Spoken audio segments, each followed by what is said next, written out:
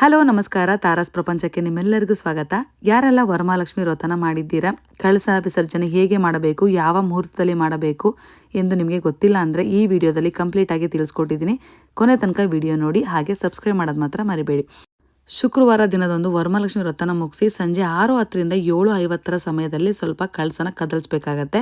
ಅದಾದ ನಂತರ ಮರುದಿನ ನಾವು ಶನಿವಾರ ಬೆಳಗ್ಗೆ ಬೇಗನೆ ಎದ್ದು ನೀವು ಕೂಡ ಸ್ನಾನ ಮಾಡಿಕೊಂಡು ನೈವೇದ್ಯಕ್ಕೆ ಏನಾದರೂ ಪ್ರಸಾದ ಮಾಡಿ ಗಣೇಶ ಮತ್ತು ವರಮಹಾಲಕ್ಷ್ಮಿಗೆ ಆರತಿನ ಮಾಡಿ ಏನಾದರೂ ತಪ್ಪಿದರೆ ಕ್ಷಮಿಸು ಎಂದು ಪ್ರಾರ್ಥನೆ ಮಾಡಿಕೊಂಡು 7:45ರಿಂದ 9:10 ಸಮಯದಲ್ಲಿ ಕಳಸ ವಿಸರ್ಜನೆ ಮಾಡಬೇಕು. ಹೇಗೆ ಮಾಡಬೇಕು ಅಂದರೆ ಕಳಸನ ಬಲಭಾಗಕ್ಕೆ 3 ಸರಿ ಕದಲಿಸ್ಬೇಕು. ಅದಾದ ನಂತರ ತೆಂಗಿನಕಾಯಿ ಎಲೆ ಎಲ್ಲ ತೆಗೆದುಬಿಟ್ಟು ಆ ನೀರನ್ನು ಮನೆ ಹೆಬ್ಬಾಗ್ಲಿಗೆ ಮನೆ ಒಳಗಡೆ ಎಲ್ಲ ಕಡೆ ಸಿಂಪಡಿಸ್ಬೇಕು.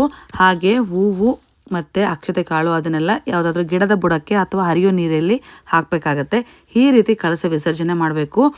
ಹಾಗೆ ಕಳಸಕ್ಕೆ ಇಟ್ಟಿರೋ ಕಾಯಿ ಮತ್ತು ಕಳಸದ ಕೆಳಗಡೆ ಇಟ್ಟಿರುವಂಥ ಅಕ್ಕಿ ಇದಿಷ್ಟು ಮತ್ತು ಪೂಜೆಗೆ ಬಳಸಿರುವಂಥ ಕಾಯಿನ ಅಷ್ಟು ಬಳಸಿ ನೀವು ಮನೆಗೆಲ್ಲರೂ ಪ್ರಸಾದ ಮಾಡಿಕೊಂಡು ಹಾಗೆ ಸೇವನೆ ಮಾಡಿ. ಈ ರೀತಿ ಮಾಡೋದ್ರಿಂದ ದೇವರ ಅನುಗ್ರಹ ಫಲಿಸುತ್ತೆ ಅಂತ ಕೇಳಿದ್ದೀನಿ. ಹಾಗಾಗಿ ನಿಮಗೂ ಕೂಡ ತಿಳಿಸ್ಕೊಟ್ಟಿದ್ದೀನಿ. ಈ ವಿಡಿಯೋ ನಿಮಗೆ ಇಷ್ಟ ಆಗಿದರೆ ಲೈಕ್ ಮಾಡಿ, ಕಮೆಂಟ್ ಮಾಡಿ, ಹಾಗೆ ಸಬ್ಸ್ಕ್ರೈಬ್ ಮಾಡೋದು ಮಾತ್ರ ಮರಿಬೇಡಿ. ಇದೇ ರೀತಿ ನೆಕ್ಸ್ಟ್ ವಿಡಿಯೋಸ್ಗಳು ಮಾಡ್ತಾ ಇರ್ತೀನಿ. ಧನ್ಯವಾದಗಳು.